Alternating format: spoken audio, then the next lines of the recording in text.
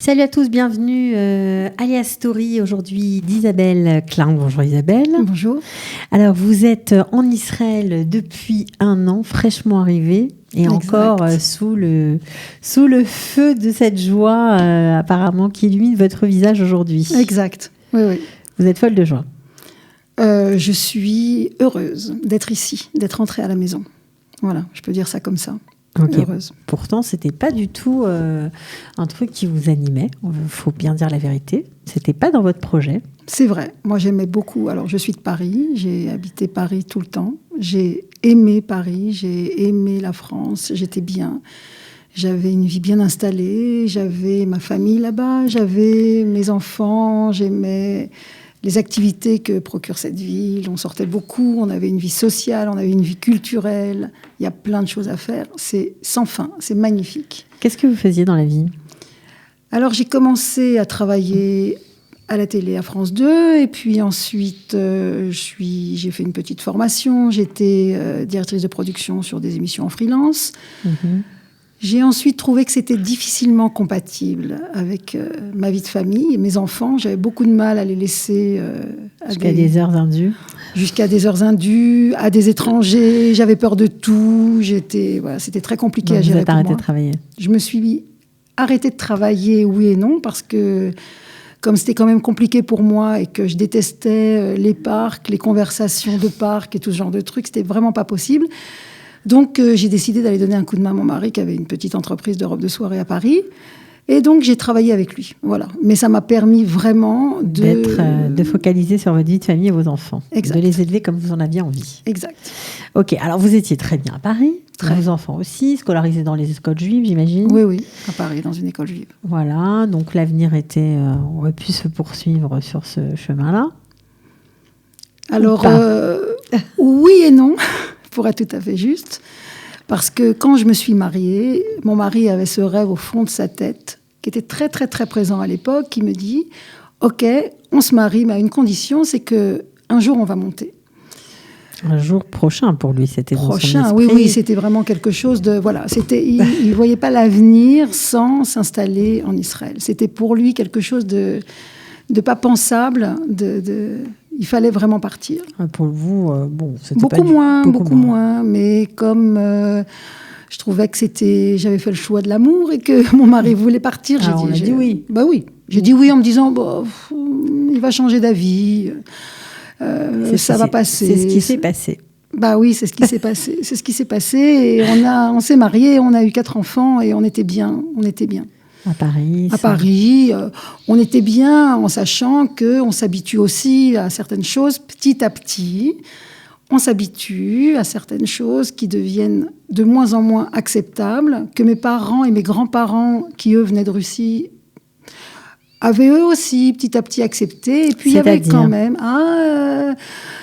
on se faisait agresser quand on allait à Kippour à la synagogue. Il fallait mettre son talis autrement et le faire en sorte qu'il ne soit pas visible.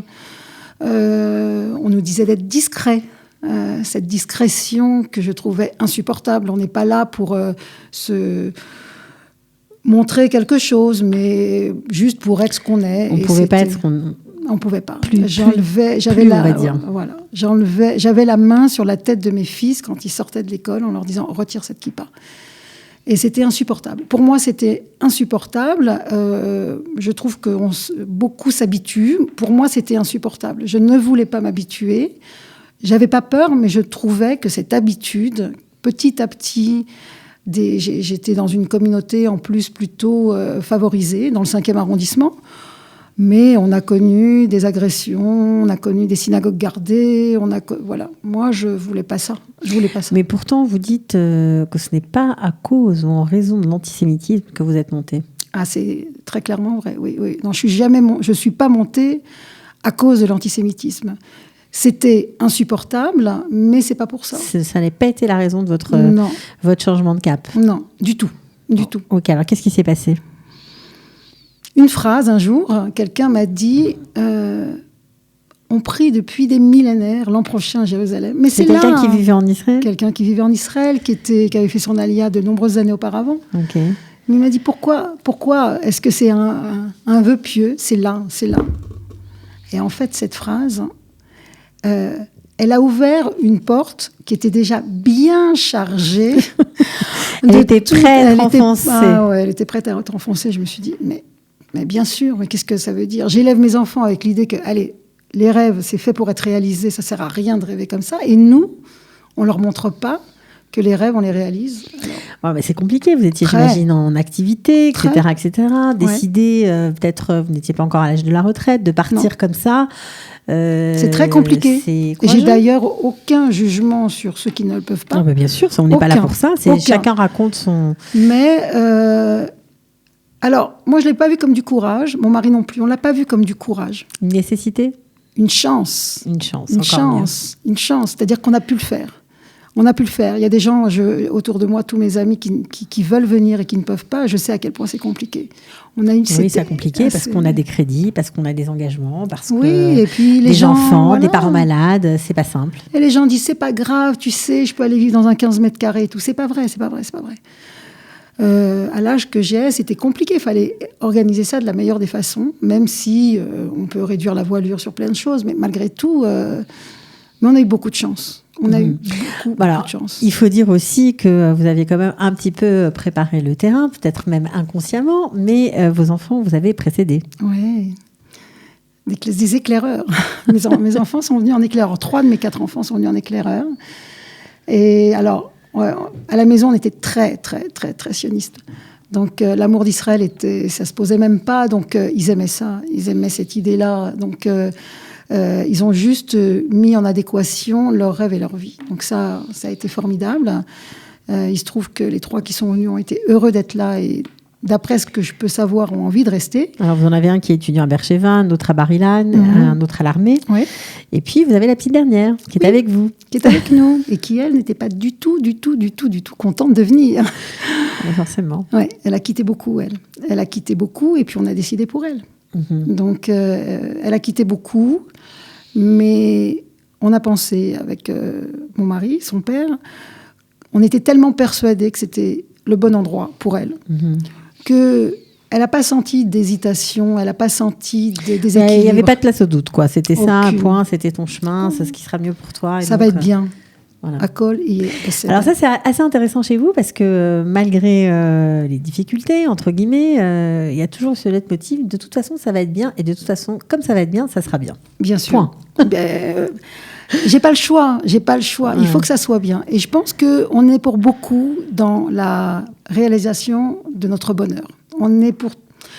Alors, évidemment, on n'est pas pour tout. Pourtant, certains disent, malgré tout, avec la vie qu'on a eue, parce qu'il y a quand même du temps que vous avez passé en dehors d'Israël, on se sent un peu étranger chez soi. Oui. Est-ce que c'est ce que vous ressentez aussi? Des jours. Oui, il y a des jours. J'ai enfoui toutes les petites angoisses ou grosses angoisses que certains diront sous un épais matelas de bonheur. Mais oui, bien sûr, c'est pas... Des fois, je suis fatiguée de parler hébreu. Des fois, je ne sais même plus comment je m'appelle. L'expression, elle trouve son sens. Des fois, même mon nom, quoi. Je suis fatiguée. Mais voilà, je me couche et le lendemain, c'est reparti. Voilà.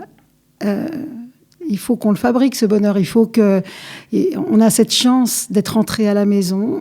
Je n'ai rencontré pour le moment que des choses formidables, des personnes formidables. Qu'est-ce qui vous a touché? Parce que vous connaissiez quand même Israël, vous veniez très souvent. Qu'est-ce qui, malgré tout, quand on vit ici, vous interpelle encore? L'idée de faire partie de l'autre, de faire le Am Israël, c'est vraiment ça. C'est-à-dire que tout n'est pas rose, il y a des gens mal élevés quelquefois et tout, mais c'est pas grave. Il y a une dame qui tombe, il y a 50 personnes qui vont la remonter. Il y a quelqu'un qui semble, ça m'est arrivé de descendre du bus et d'être perdu parce que je savais pas aller au Canyon Malcha. Et j'ai demandé à personne, mais je regardais autour de moi et il y a 3 personnes qui sont arrêtées qui m'ont dit « Tu vas où? Tu vas? Qu'est-ce que tu veux ?» et tout. Et on se sent...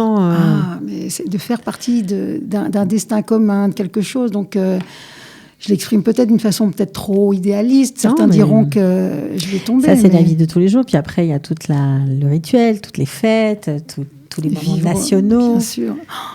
Mon premier Yom Ha'atzmaut. Premier Yom Ha'atzmaut, alors, pour les 70 ans d'Israël. Ma maison était décorée en blanc et bleu.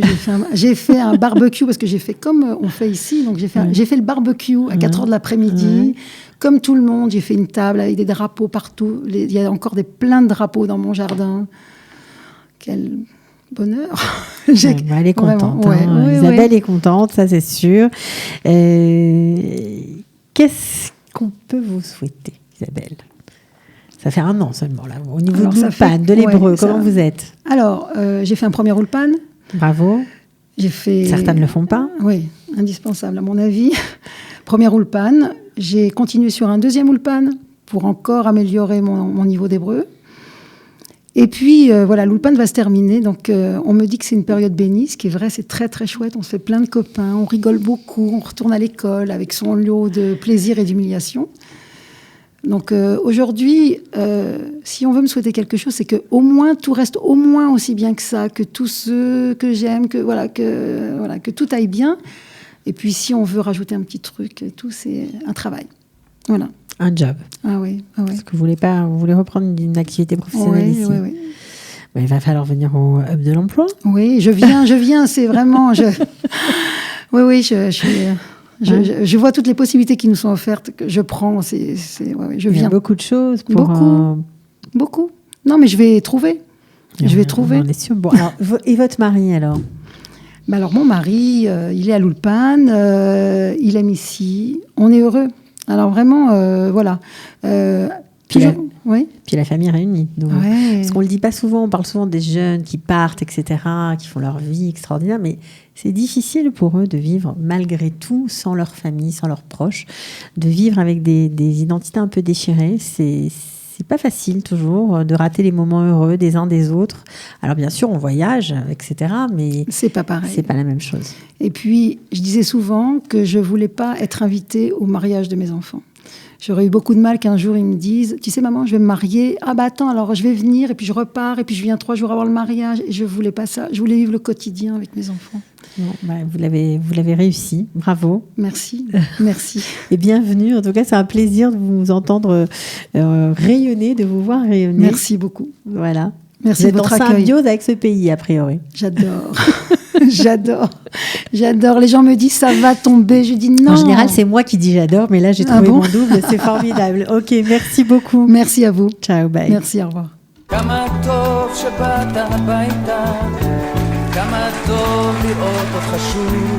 Ils ont relevé le défi de l'Alia. Studio Kalita vous raconte leur histoire.